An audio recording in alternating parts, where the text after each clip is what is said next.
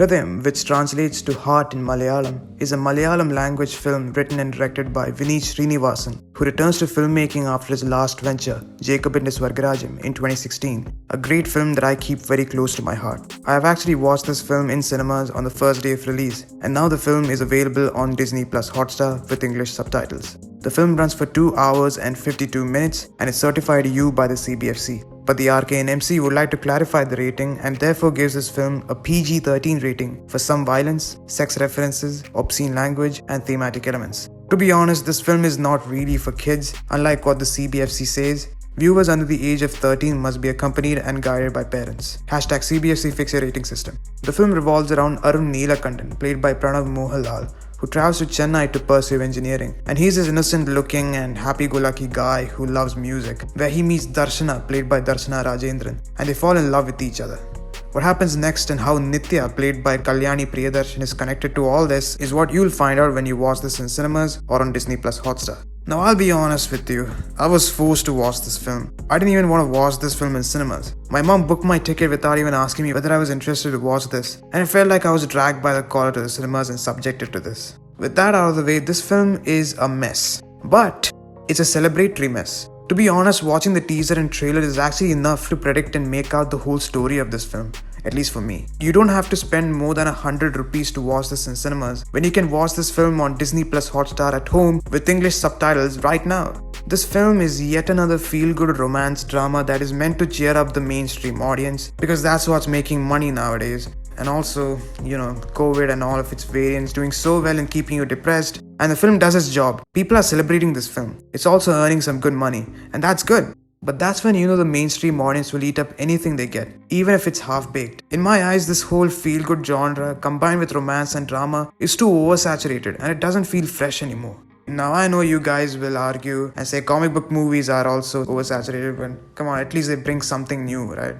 Vineet Srinivasan has come back as a filmmaker after a 5-year hiatus. Now when he has made films like a heart-pounding thriller in the form of Tira and a gripping yet heartfelt drama like Jacob and his Swargarajam, you would think he would bring something exciting and intriguing, right? Unfortunately, that's not the case here. He conjures up this formulaic feel-good romance drama just like Tattathan Marathan, but with a lot more issues. Apparently, this film is based on his college days and probably every single person has ever gone to college. And I don't care. I care about the actual film and what it is. This is Vineet Srinivasan's weakest work to date. The film is loaded with cliches. It starts off with a cliche, then continues with a cliche, and then another cliche. 3 hours later. And then another cliche, and ends with a cliche. There's nothing new in this film. Okay, I'll give Vineet some credit. He said there's nothing new in this film in his first interview with Bharadwaj Rangan. I'll give him that. But that doesn't hide the fact that this film is so painfully predictable. As I've said earlier, I pretty much predicted the entire story from the teaser and trailer. I could literally guess what was going to happen next as the film progressed. One out of many examples is Selva's death.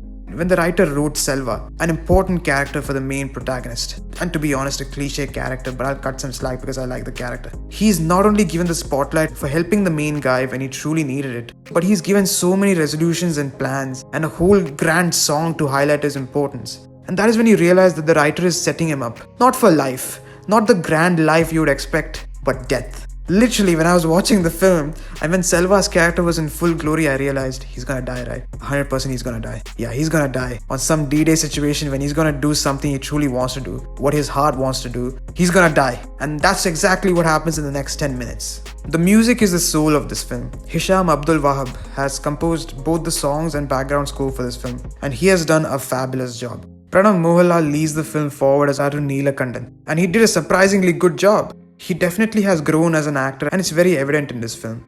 Darshana Rajendran plays Darshana. Don't know why they didn't take any other name, but it's probably because the first song suited well with the name. Anyway, she's also an integral character in this film and she pulls it off with ease. Kalyani Priyadarshan plays Nitya and she does a pretty good job too.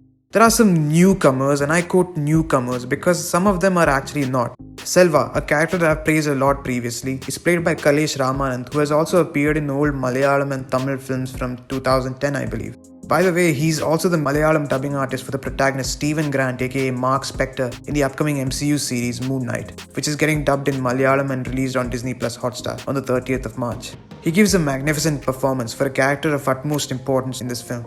There are many other actors who come up as a surprise like Kaju Varghese, Johnny Anthony and whatnot to give the film some light-hearted touches. Overall, while I'm not really a fan of these feel-good romance films, and even when you take notice of the various issues that the film has, it still guarantees a good watch for those who want to have a great time at the cinemas. And the majority of the audience is absolutely loving this film, with the film performing very well at the box office, which is fantastic to see. I wish Vineet Srinivasan made the Tira sequels instead, but that's not possible because Tira didn't do well at the box office despite being a really gripping thriller. In all seriousness, if Tira was released today, it would have done better at the box office and it would have been more appreciated now than in 2013 when it was released.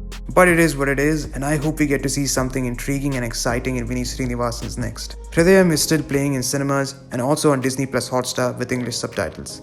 What do you guys think of Hridayam? Do let me know in the comments below and I'll see you in the next video. Until then, take care and have a great day. Goodbye.